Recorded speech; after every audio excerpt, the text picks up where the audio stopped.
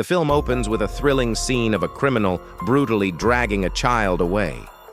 As the story unfolds, we are left wondering, who is this monster? And will the child survive his clutches? Let's dive in and find out. 3 weeks earlier, the scene cuts to a courtroom. The judge dismisses the rape charges against Jack, declaring them false. Jack is officially declared innocent, and the case is closed. His lawyer, Tessa, congratulates him with a relieved smile, but the opposing family of victim Katrina Walters stares in disbelief, clearly unhappy with the decision. After spending 27 years behind bars, Jack finally walks out of prison today. He is accompanied by Tessa as they head to his childhood home, hoping for a warm welcome. But the reunion he longs for turns bitter. His mother, upon seeing him at the door, doesn't embrace him. Instead, her face hardens with anger. Without a word of affection, she tells him never to return and walks away, leaving Jack stunned and heartbroken. Then he begins the journey back with Tessa. At the town where he once had family and respect 27 years ago, today even his own mother couldn't bear to look at him. Katrina's family is grieving over the case's verdict. Meanwhile, Jack's dark side is hinted at as he watches child abuse on TV and laughs sinisterly. The next day at a cafe, the counter lady Becky initially welcomes him, but the manager orders her to send Jack away due public hatred. Jack pays and leaves, later finding a mysterious note with the address 713 Aberdeen. Then Jack arrives at the address, where Lucy welcomes him. Lucy works as a ranch hand for the owner of the house and was left in charge of it after the owner passed away. After that, Lucy and Jack are seen drinking and talking. It's revealed that Lucy is the sister of the victim, Katrina. Everyone is against Jack, but the victim's own sister is supporting him. There must be a reason. Lucy suspects her father because when she saw Katrina's dead body, she also saw someone suspicious walking away from there, but she couldn't see clearly who it was. Therefore, Lucy wants to reach the real culprits behind Katrina's case, and for that, she needs Jack's help since Jack was Katrina's babysitter when she was murdered, and Jack was arrested at the age of 14. Now Jack agrees to help Lucy, and after that, he's seen sleeping in his room. Suddenly, his eyes open, and Officer Ethan is sitting in front of him, who arrests Jack and takes him away in a car. On the way, Jack shares with Ethan the difficulties he faced during those 27 years. During this time, Ethan receives a call from his daughter Layla, and he quickly wraps up the conversation due to Jack. Then, Ethan stops the car at a barren place and takes Jack outside. Jack sits on a rock, and Ethan points a gun at him. Jack engages Ethan in conversation, manages to grab the gun and punch him, but doesn't shoot him. Instead, he hands the gun back to Ethan and asks him if he feels like Jack is a murderer and child rapist based on the look in his eyes. Ethan becomes confused. After that, Ethan takes Jack back home and drops him off. As soon as Ethan leaves, Jack gets on a bicycle parked outside the house, starts whistling, and rides into the jungle. Here, flashbacks from 27 years ago appear, showing Jack playing with Katrina. Next day, Jack is wandering on the road, and suddenly, flashes of toys are shown in the jungle. Then, 2 boys are playing, then one of them goes towards the jungle, and there, he finds a girl's dead body with wounds on her face, wrist, and ankle. The news reports that Isabella Chen has been brutally murdered. People are suspecting Jack because this is the first incident since he escaped from jail. Jack becomes frustrated upon seeing the news, but then Ethan arrives and arrests Jack, taking him away. In the lockup, the sheriff is investigating Jack, but Jack tells the sheriff that he was with a police department officer at the time of the incident. The sheriff doesn't believe him, but then Tessa arrives, bails Jack out, and takes him away. People protest against this in front of the police station. When Jack is in the car with Tessa, he gently releases a ladybird crawling on his hand out of the car window. Can this be a criminal? Then Jack and Tessa go to Lucy's place. After that, Bill's scene is shown, where he's bandaging his injured arm, and Ava arrives to give him first aid. According to Bill, he cut himself with a metal object. Bill wants to normalize everything, but Ava refuses to let things go until they get justice. Then Ava heads to the sheriff's office, leaving Bill sitting in a mix of anger and helplessness. Could Bill be the culprit?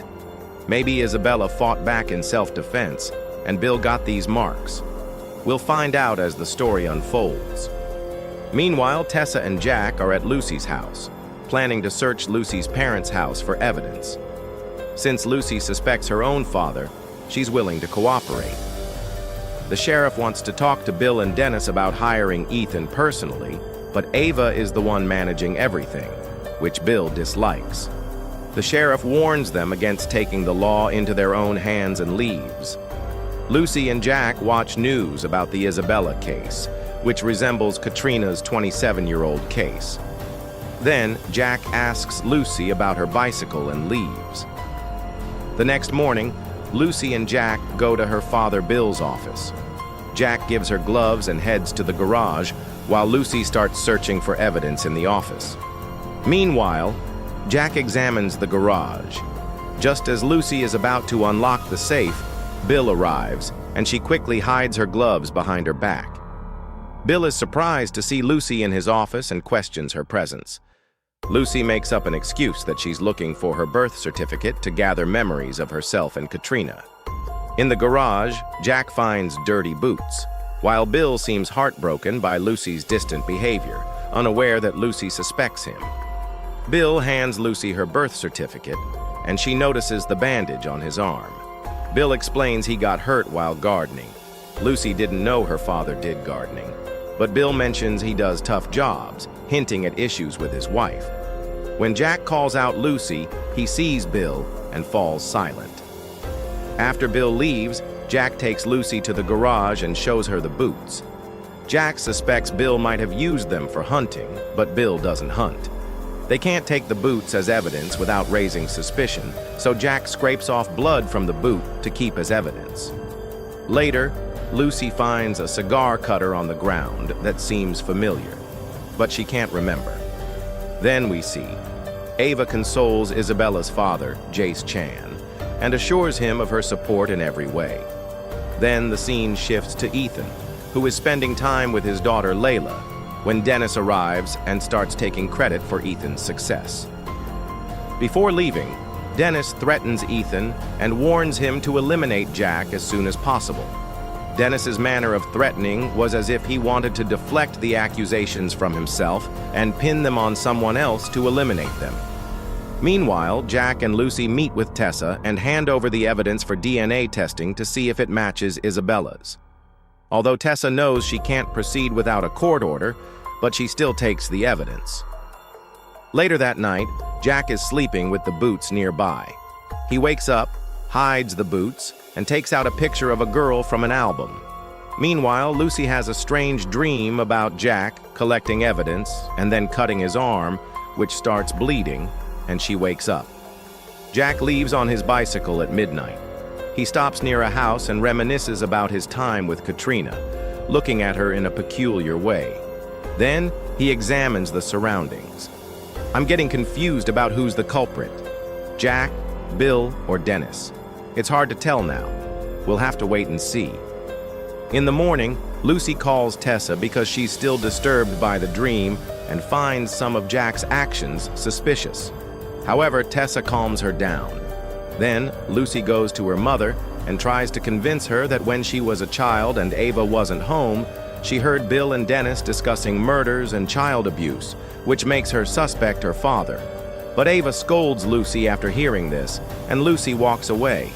After that, Bill, Dennis, and the sheriff drink in a garage, with Bill visibly frustrated and on the verge of losing his temper for Ava. Meanwhile, Lucy returns home, humiliated and crying after her meeting with her mother, and Jack consoles her. He then takes her to the place where Katrina died. When they arrive, we see a bulldozer operator who makes a call upon seeing them. Lucy becomes melancholic, reminiscing about her sister, but Jack encourages her. Lucy starts recalling the foggy morning when Katrina was murdered, and a flashback shows Lucy seeing a man in a black coat with heavy footsteps walking towards the woods, and Katrina's lifeless body lying in front of her. Katrina's eyes are open, as if she's looking at Lucy, with injuries on her wrist and ankle and a cigar cutter nearby. Recalling this, Lucy remembers seeing the same cigar cutter in the garage, which belonged to her father. Just as Lucy is about to reveal more, Ethan arrives, questioning their presence, summoned by the bulldozer operator. Ethan orders them to leave, citing complaints from neighbors. After they leave, Ethan calls Dennis to inform him that he couldn't eliminate Jack yet because Dennis's niece Lucy was with Jack at the crime scene. After returning home, Jack and Lucy meet with Tessa, where they discover that the DNA matches Isabella's. Just as they're discussing this, there's a knock at the door. Lucy peeks through the peephole and sees her family outside. Upon seeing them, Lucy rushes to hide Jack and Tessa, instructing them to stay quiet. When she opens the door, Ava, Bill, and Dennis enter, searching for Jack. However, Lucy denies his presence despite Tessa's car being parked outside, which makes Ava suspicious and convinced that Lucy is lying. Dennis reveals to Lucy that Jack has a history of child abuse material, animal slaughter for satanic rituals, but Lucy remains supportive of Jack, causing tension with her family. After they leave, Lucy confronts Jack about disturbing evidence and ritual accusations, which Jack denies, claiming the evidence was planted. After Jack gets out of the shower, Lucy tries to confront him about why he was standing with his back to her while collecting blood samples in the garage. Jack simply justifies it by saying he was looking for the perfect knife. Later, Jack sneaks out of the house again at midnight and goes to the same place, where he digs up a metal box with a star symbol on it from under a tree. This is accompanied by a flashback where a young Jack is walking with Lucy and Katrina, and he stops to look at something.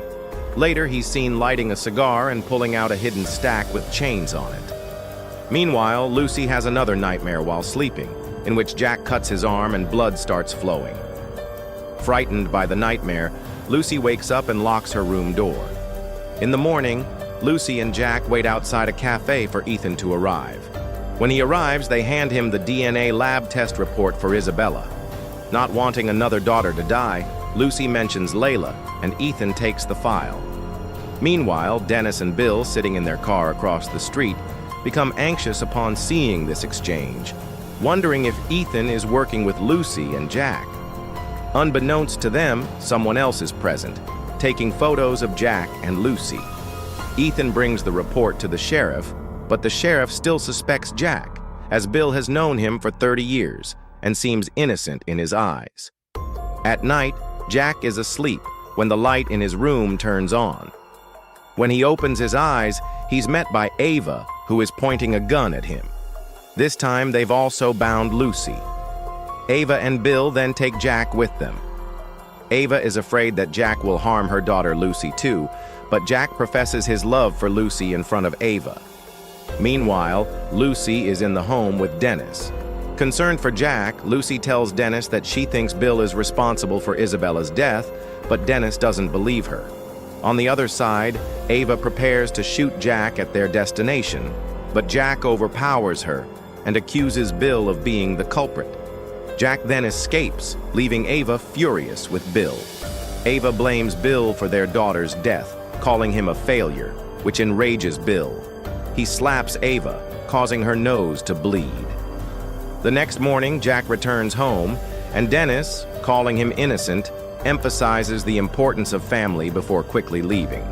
On the other side, the sheriff arrives at Bill's house and informs him of Lucy and Jack's claim about the Isabella case. Bill is deeply disturbed by the accusation that he could rape and murder his own daughter and Isabella. The sheriff and Ava both question how Bill can conclude that he's the culprit when no one has even implicated him in Katrina's case. Bill appears frustrated, but the sheriff collects his leather boots as part of his duty, mentioning a vigil in Isabella's memory that will take place in the evening. Meanwhile, people are protesting on the road, demanding justice. Ethan informs Jack and Lucy that the sheriff is conducting his own lab test. When the sheriff arrives, Ethan puts the phone on speaker so Lucy and Jack can hear the results. The sheriff reveals that the report is in and the boots are clear, but an eyewitness saw Jack with Isabella 2 hours before the murder, which incriminates Jack. The sheriff orders Ethan to arrest Jack immediately. Upon hearing this, Lucy becomes lost in thought, wondering how someone could claim to be an eyewitness. Jack takes his case file and focuses on Katrina's wrist, which had metal filling marks, and mentions a similar metallic contraption he saw in the garage that could be linked to the murder. Before showing her, Jack confesses that he went somewhere at night and wants to show her something. Jack takes Lucy to the place he often visits at night. He had kept it a secret because he wanted to renovate the house and impress Lucy, as it's his birthplace and a place he always wanted to own. He had fond memories of spending time with his mother there. Tessa bought the house for Jack using his money, and all that's left is the renovation, which will turn it into a grand mansion. The main thing Jack wants to show Lucy is inside the house. Lucy is hesitant to enter, but eventually follows Jack. He shows her jewelry, including a locket he had made especially for her. Lucy is impressed by Jack's gesture of love. Later, Ethan is shown returning home with his daughter, Layla. As Layla gets out of the car, her toys fall, and she stops to pick them up. Ethan will help her after leaving goods inside, but before she can up, someone kidnaps her from behind. When Ethan returns, he's met by Dennis, who reveals he's holding Layla hostage and threatens to harm her unless Ethan kills Jack. Meanwhile, Jack and Lucy visit Ava with the Katrina case file. Bill becomes frustrated, thinking Jack is accusing him again, but Ava wants to see the contraption Jack mentioned. Jack shows it to them in the garage, and it's revealed to be similar to the one young Jack found near the train tracks. However, the contraption belongs to Dennis, who is not present, as he's brutally dragging Layla through the woods. The scene cuts back to the beginning of the film, revealing Dennis as the culprit. Ethan, holding Bill at gunpoint, demands to know where Dennis is. Jack interrupts, suggesting Dennis would use the contraption at the place where it's manufactured. Bill mentions a junkyard, and Ava prepares to take action. Dennis drags the unconscious Layla to the junkyard, where Jack and the others arrive. As Dennis binds Layla to the contraption, she regains consciousness and tries to break free. Ava and Bill enter from one side while the others enter from the opposite side, catching Dennis off guard. Ethan punches Dennis and holds him at gunpoint. Layla calls out for her father, and Ethan leaves Dennis to rescue her, then leaves with his daughter after reminding Ava to finish this. Dennis tries to deny the accusations, but Ava doesn't believe him and shoots him. Witnessing this, Lucy walks out, and Jack follows her. Suddenly, a group of people ambush them, knocking Lucy unconscious. They take Jack away to the vigil for Isabella, where Jace and others are gathered, intent on harming him. Ava and Bill find Lucy and rush to the vigil, where Ava reveals the truth, and Jack is taken to the hospital. After this, the news portrays Jack as innocent, and some people even send flowers in support. Later, Jack and Lucy stand in front of Jack's renovated birthplace, where Lucy accepts him. However, 3 months later, another case of a 9-year-old girl's murder surfaces, eerily similar to Katrina and Isabella's cases. Lucy becomes anxious upon hearing the news, with Jack standing behind her, leaving the mystery unsolved as the film concludes.